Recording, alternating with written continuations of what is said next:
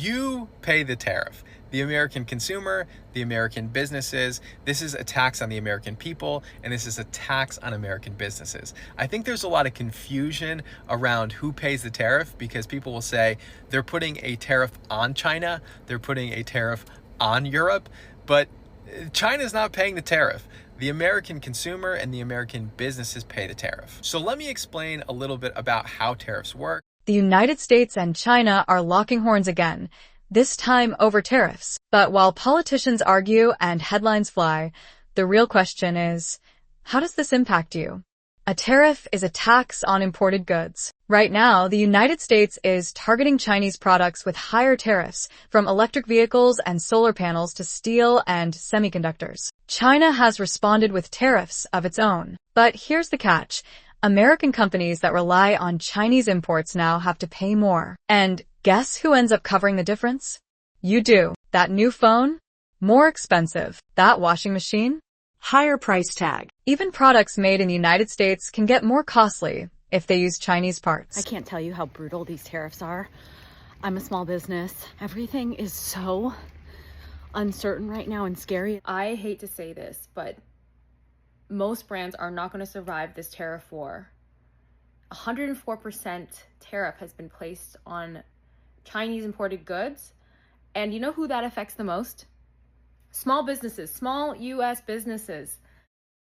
And it doesn't stop there. China's hit back with tariffs of its own, often targeting American farmers and exporters. That means less demand for United States goods abroad, lost revenue, and sometimes lost jobs. This isn't just politics, it's livelihoods. Farmers, factory workers, and tech companies have all felt the impact of this economic chess match. And while tariffs are meant to level the playing field, they can also make inflation worse, raising prices across the board and slowing down economic growth. Tariffs for dummies. It cost China $2 to make my glasses case, send it to America. American companies sell it for $6. But it costs America $10 to make the same glasses because we can't compete with China's labor, so we don't make as much because it's cheaper to bring them from China. Now the US just put a 200% tax import on this sunglasses case, and China is like, hell no, I'm not paying for it. US companies are like, hell no, I'm not paying for it. But guess who ends up paying for it? You, the consumer. Glasses case that was previously $6 for you is now going to cost almost double, $12. More than half of the people are already struggling and living paycheck to paycheck. Do you think this is going to boost the economy, the fact that they have to pay double for the simple glasses? Or do you think it's going to make the economy worse? It's going to make it worse. Another notable time that we put tariffs on products was in 1930, and that triggered the Great Depression. Long story short, are we screwed with these tariffs? Absolutely we are. It's going to tank the economy. It's going to purposely put us in a recession. It's going to make the billionaires more rich, poor people more poor. So let me give you a hypothetical scenario so you can see how it affects you. So let's say that I'm a skincare brand that imports all of my goods from South Korea. So I manufacture in South Korea, I bring the goods in the United States, and I sell them to the American consumer. And let's say that it was originally costing me $10 per item. And then suddenly I get hit with the 25% tariff. As a business, I will suddenly have to pay $12.50 per item. $2.50 will go to the US government in the form of a tax, and then I get my $10 item. So let's say previously I was selling that good for $20.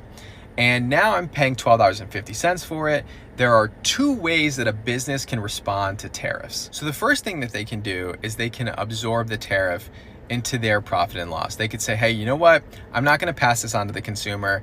I'm just going to make less profit this year. Now, if you're a business with phenomenal margins, meaning that you're paying $1 for a good and you're selling it for $100, you can absorb that 25%. But most businesses don't even have a 25% profit margin. They don't even have a 10% profit margin. And in fact, a 25 or a 34% tariff would completely eliminate their profit. They would probably be losing money. So if you're like most businesses and you can't afford to absorb the tariff, then you have to pass that tariff on to the American consumer by increasing your prices. So in our hypothetical scenario, if your prices increase by $2.50, then your prices to consumers will increase by $2.50.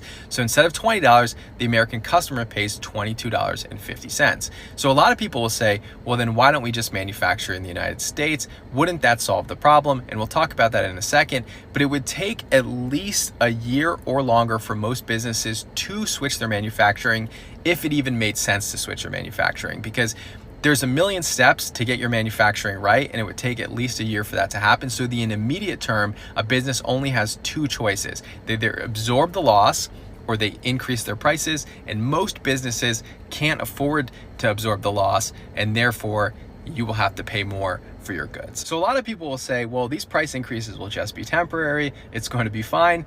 But this is something that nobody's talking about.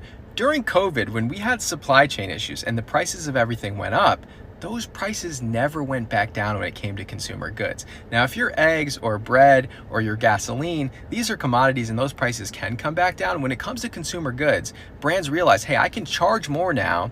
The customer is used to this. Those prices never came back down. The truth is, most consumers don't even realize they're paying a tariff tax. It's baked into the price of everything from your groceries to your gadgets. But in a global economy, there are no isolated moves. Every tariff has a ripple effect on supply chains, prices, jobs, and even geopolitical stability. So next time you hear about tariffs in the news, remember, it's not just about China or Washington. It's about you, your paycheck, your bills, your future. Thanks for watching. Hit that like button if this helped you understand the tariff war, and subscribe for more global news simplified.